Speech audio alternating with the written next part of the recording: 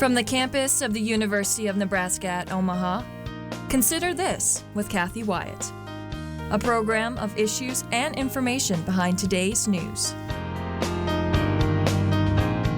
It's been in the works for a while, part of the plan by former NU President Ted Carter to restore the University of Nebraska's standing in the Association of American Universities. Basically what happened, UNL separated its research from the Med Center's research, but combining together would qualify for a higher opportunity to get that AAU distinction.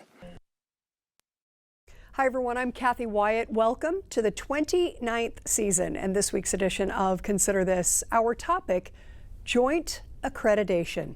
Joining us via Zoom to talk more about it is Dr. Jeffrey Gold. Dr. Gold is president of the University of Nebraska system. Thank you so much for being here and welcome back. It's a great pleasure to be with you. I've always enjoyed doing these, going back to my days as UNO Chancellor and Med Center Chancellor. And of course, it's hard to believe, but it's almost 2 years since I assumed this role. And I think one of the very first things we did together was one of the Consider This episodes. So it's probably a good time for a refresh, and I look forward to our discussion. Well, thank you very much. And so I have to ask, how is it going nearly 2 years into this? You know, it's everything I expected and a whole lot more. I got to tell you, it's there are no 2 days that are the same, but every day that I spend on one of our campuses, I am honored and truly humbled to serve in this role. I see both challenges and opportunities ahead of us every day, and it's just a unique time to be a Nebraskan and a unique time to be have a role here at the University of Nebraska. Dr. Gold, let's talk a little bit about those campuses by having you walk us through the NU system. And as you do, we're going to put up some photos for our viewers. Sure. Well, I'm sure they're familiar with these photos, but the original 1869 R1 Big Ten land grant campus, of course, was the Lincoln campus. And there's just so much history there of academic excellence, the work that has nurtured the agricultural, farming, and ranching sectors of our state for, well over 150 years. And of course, the brand recognition of Husker athletics that is nationally and internationally regarded. We also, of course, have the Med Center campus on the opposite upper corner of your graphic here, which also has nearly 150-year history since the founding of the medical school. It's under multiple different names. One time Omaha Medical College, now, a very prestigious, internationally regarded academic medical center. Not too much later than that, when the system was created from these independent entities, the UNO campus was added with all of its breadth and depth as a metropolitan campus, serving the business communities and the not-for-profit communities of the greater Omaha area, but also now as a very prominent metropolitan campus serving the state and larger communities than that, with very strong and embedded loyalties around Maverick athletics and the Maverick spirit. And then finally, on this graphic is the Kearney community, the most recently added entity into the university system structure that is central to the state of Nebraska, has a robust and actually very, very high quality undergraduate and graduate programs, is the newest home to one of the UNMC, UNK partnerships, the Health Science Education Complex. And what's not on this graphic, Cathy, I should mention, is our amazing facility in Curtis, Nebraska, known as NCTA, or the Nebraska College of Technical Agriculture. It is, I believe, our largest program that actually delivers associate level degrees in technical agriculture. Think the Vet Tech program, for instance, which is nationally recognized as one of the best, not just in the state, but in the country.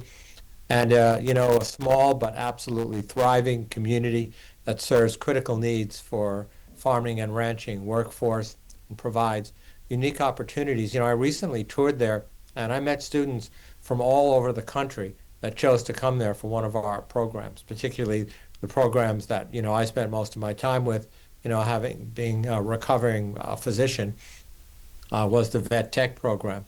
And I enjoyed that very much. So a very vibrant, very thriving multi-campus system. And that's an important, comment to make, Cathy. You introduced me as the system president, which of course I am. But we are a system. It's not one university. It's a system of multiple campuses that comprise this wonderful system of the known as the University of Nebraska. Dr. Gold, when we talk about that system, what do you believe to be the greatest strengths? Well, the greatest strengths to me are the differences among and between the different campuses.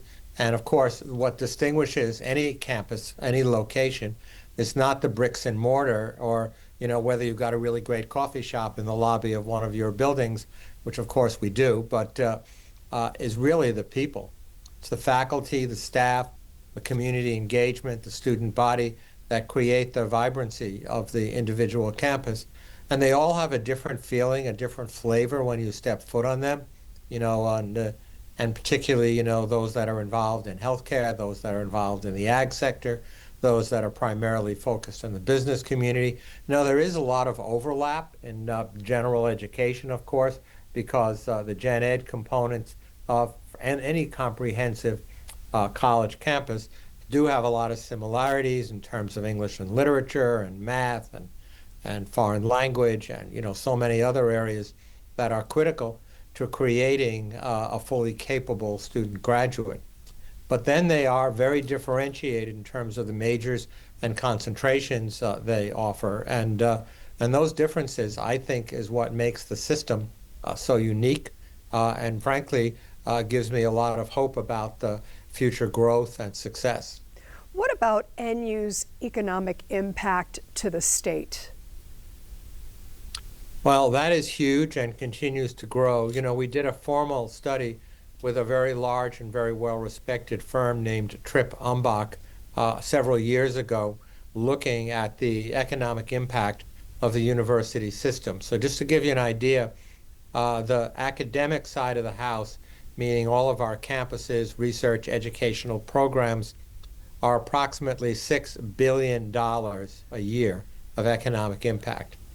If you look at our health delivery systems, which include Nebraska Medicine, the partnerships we have with Children's, Madonna, and so many others, that's about another $6 billion a year. So together, that totals up to, just north of $12 billion, actually about $12.4 billion. And those statistics are several years old. Again, the largest employer of the state with a direct and induced employment base of over 56,000 people. If you think about that, in a state of approximately 2 million people and a workforce of about half of that, that's a really big chunk. We talk about how large and how important the ag sectors are, the manufacturing sectors, the banking sectors, the insurance sectors, but as a single institution, think about that. Because when we talk about those other economic development sectors that have large and very important economic impact, of course, but we're talking about hundreds, and in the case of the ag sector, thousands of farms and ranches that add up to that impact. For us, we're a single institution, a system that has, a $12 billion economic impact. Not to mention, the workforce that we create, what our alumni do in the state, and the impact that we have had for generations in growing the economy and the strength of the state of Nebraska. Before we talk about the why, I would like you to share with our viewers what joint accreditation is. So in order to be a, quote, accredited institution of higher learning in the United States, there are several bodies that carry the name of the Higher Learning Commission that have a very rigid set of criteria that are measured at periodic intervals that allow them to say you are, quote, accredited. And what accredited means is that you can grant a degree. And it's really important because you can have the best, learning program in the country, but if you can't grant a degree that is recognized by other institutions, by employers, by the government or others, it almost becomes pointless. It's almost like saying, for instance, if you're going to go to medical school, if you can't get licensed to practice medicine, it's probably not a lot of point of going to med school. So there is an accrediting body that grants accreditation to all of the allopathic and osteopathic medical schools in the United States. And the same thing is true for undergraduate institutions. And we are accredited by an organization here in the state of Nebraska known as the HLC, which stands for the Higher Learning Commission. And each of our campuses are separately accredited. So the UNL campus, Kearney, Omaha, and the Med Center are separately accredited by the Higher Learning Commission, and each of the individual programs within the campuses are separately accredited as well. So for instance, an organization called ABET accredits engineering schools. All of the business schools are accredited. All of the health professions programs are accredited. Accounting is accredited, et cetera, et cetera, et cetera, because that is the credential that the graduate needs to be employed in that field. The first thing you get asked, when you apply for licensure to practice nursing or medicine or pharmacy or dentistry, for instance, in a state is, are you a graduate of an accredited college of medicine, nursing, dentistry, et cetera? If the answer to that question is no, you're really basically not employable, at least not in the current scenario. So all of the campuses have been separately accredited for at least since 1968. But interestingly, before 1968, UNL and UNMC were accredited as a single institution by the Higher Learning Commission. And when the state created the university system in 1968, with the action of the unicameral legislature and the stroke of the pen of the governor, they split apart the UNMC and the UNL accreditation. I'm sure it was well-intentioned, and I'm sure it served us well for a period of time. But what it did was to separate all of the ranking and ratings of the two campuses. It separated the graduation rates. It separated the production of graduate students, doctoral students, publications, citations, etc., in a way that really eroded our prestige as an institution. Because if you look at our peer institutions, choose any peer that you want, but let's call it the Big Ten, which of course is 18 institutions. Within those 18 institutions, 16 of them have an academic medical center. And of those 16, they're all jointly accredited. And by the way, of the institutions in the Big Ten, all but one, us, are members of the Association of American Universities, better known as the AAU. And so we set upon the task, shortly after I assumed the position of president, to remedy that. Indeed, my predecessor, Ted Carter, worked very hard with the National Science Foundation to get our research productivity combined and was successful in that. But to really ice the cake, so to speak, we had to get it integrated from the accreditation perspective, which means the Higher Learning Commission. So, early on in my tenure, about almost 2 years ago, I wrote a letter to the HLC saying we wanted to do that. They said, this is a very straightforward process, Jeff. All you need to do is fill out an application, which, by the way, was 700 pages long, which we completed. That's the editorial we, by the way, just so you know. A lot of that work was done by Dr. David Jackson and the campus leads. We then had a site visit almost exactly a year ago in June. We had several other information requests that occurred in July, August, and September. And then the Higher Learning Commission board met in November of last year and then sent me a letter on November 11th saying that we have met all of the qualifications for single institution accreditation. You just need to set a date. And so that may have sounded like a really simple thing to do, but that date needs to be determined not by us, but by the United States Department of Education. And so we immediately reached out to the Department of Ed, but unfortunately at that time, there was something known as the government shutdown ongoing, and it produced a lot of delay in getting that date set. So right now we are set with a date with the Department of Education that will be somewhere in the middle of June. Now I say somewhere because in their recent memo to us, they said it'll be somewhere between the 8th and the 18th of June. We're hoping it's the 15th, but so be it. But it'll be before July 1st. So we will go into the next academic year as a single accredited institution of what was previously separately accredited for UNMC and UNL. Now that won't change the individual program accreditation for business, for education, for engineering, nor will it change anything for medicine or pharmacy or dentistry or any of the allied health professions. But just to give you an example, if you look at our research rankings, it will elevate us from 126th in the country to 55th ranked in the country. Now that puts us in not the top tier, but it puts us approximately in the top 50 research institutions in the country, which we are today. And there are many other very, very important aspects that come from this. Let me give you one more example, Cathy, if I may. Sure. If there's an undergraduate student at UNL who applies to nursing school on one of the 6 nursing campuses that we have across the state, but let's say that individual applies to the Lincoln campus, down on Vine Street. When they transfer after their 2 preclinical years at UNL to UNMC today, they are counted as a dropout, a non-completing student. And UNMC can't count them in their graduation rates of successful graduation to the HLC because they're not a first-time full-time student, meaning they did their preliminary preclinical training elsewhere. So when the magic date occurs, sometime in mid-June, all of that will go away. So it'll raise the graduation rates, it'll raise the completion rates, both 4-year and 6-year. It'll allow for more research, collaboration to occur among and between the campuses. It'll allow us to be recognized, ranked, and rated by every organization that does that for the excellence that we truly represent. So it's a big deal. I think this would be a good time to bring up Odyssey to Extraordinary.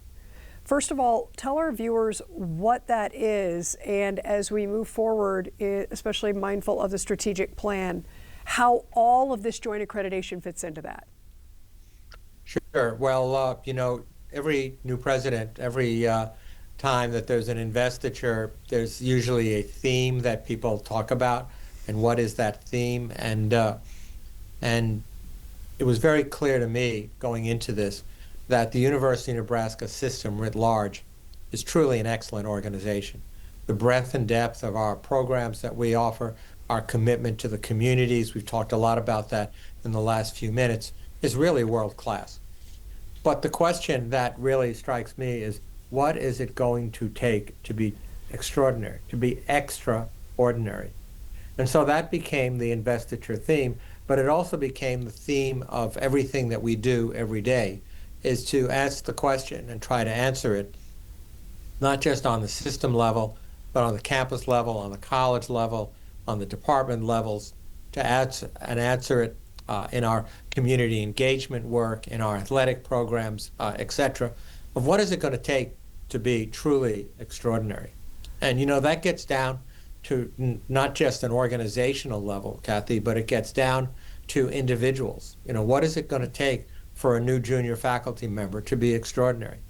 What does extraordinary performance look like in our students? I'll give you an example just very recently, and this is an example out of athletics. If we were having a conversation a year ago, and you would ask me about the future success of our men's basketball team in Lincoln, part of Husker athletics, and I would say, I think that team is going to go deep into the NCAA March Madness and play at least in the Sweet 16.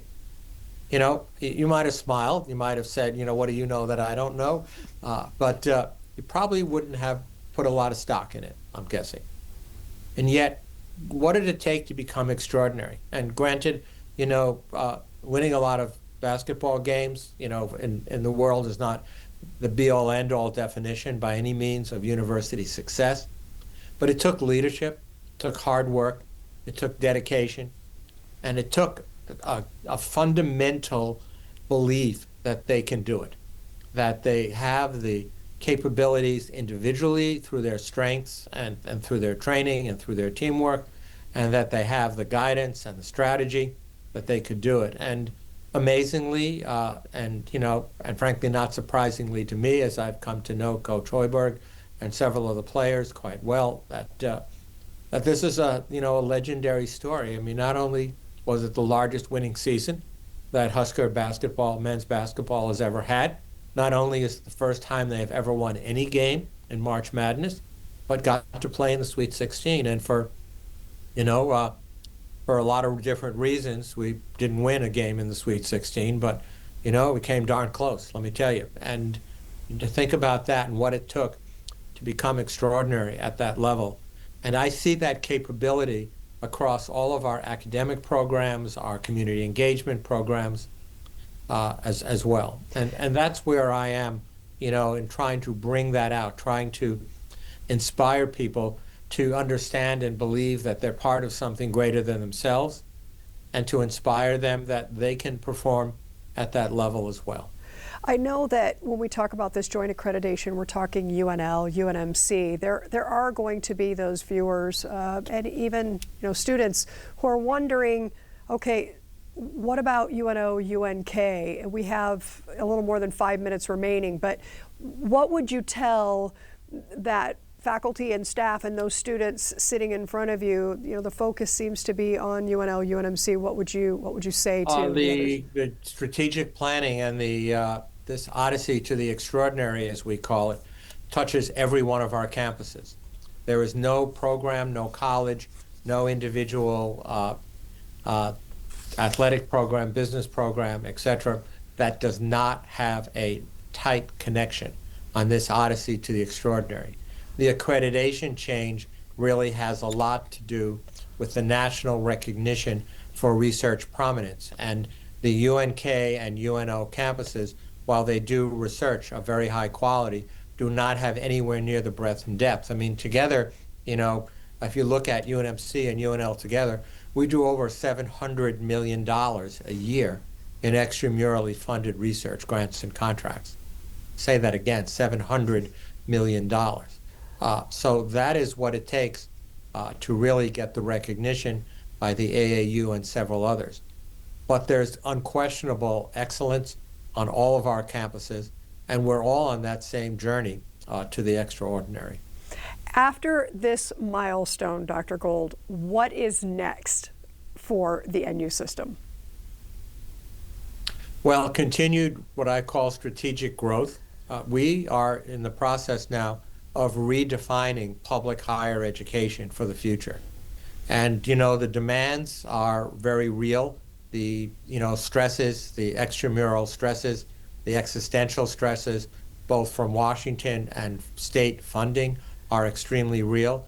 And we have to reinvent the future of higher education to serve our learners for decades to come. And we have to reinvent the future of higher education to continue to support the economic prosperity of the state of Nebraska.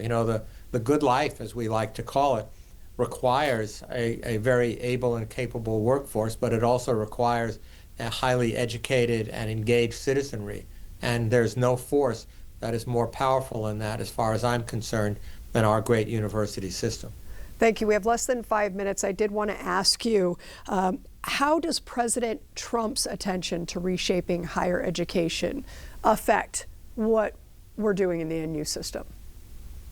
So, we are, of course, a law-abiding organization, and as laws and statutes and policies change, we will do our very best to be sure we understand them and respond in a timely fashion to the very best that we possibly can. But that does not in any way disturb our journey, our odyssey to the extraordinary. It may change the course some. It may put some twists and turns into that odyssey. It may make the road bumpy from time to time. And it may make people feel that at one time or another that we're not as mission congruent as we have been in certain areas. And I get that, and I feel that as a first-generation college student, kid who grew up in the inner city of New York. there are certain beliefs that I had that are being questioned.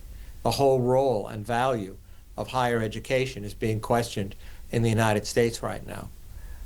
But most importantly, we have to ask the question of what do the learners of the future need? What do the employers of the future, particularly here in Nebraska, need? How do we marry that together and be sure that we are as efficient as we can be, as lean and as mean as we can be at any given time, but at the same time, not relinquish our core values to serve the entire population of the state and to build the most capable workforce and the most profound future citizenry. Okay, thank you. Final question. We have less than 2 minutes.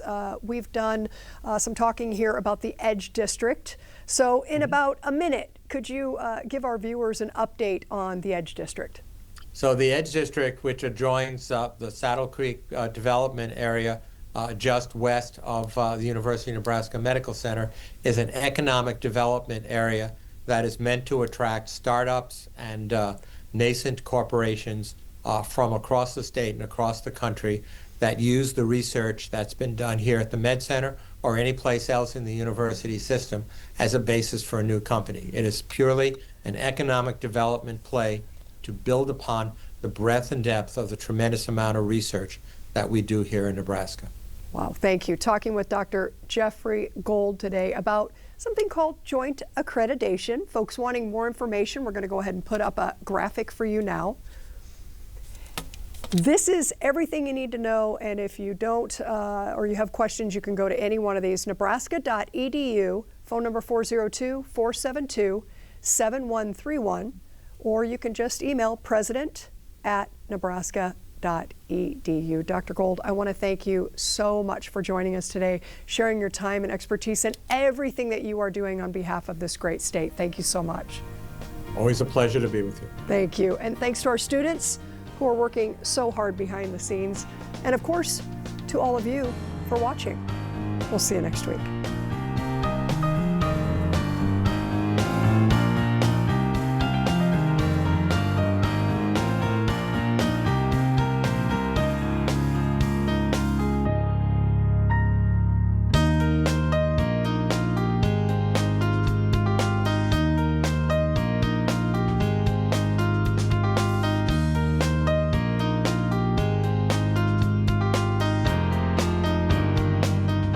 Consider This is an issues and information program produced by UNO Television in the School of Communication.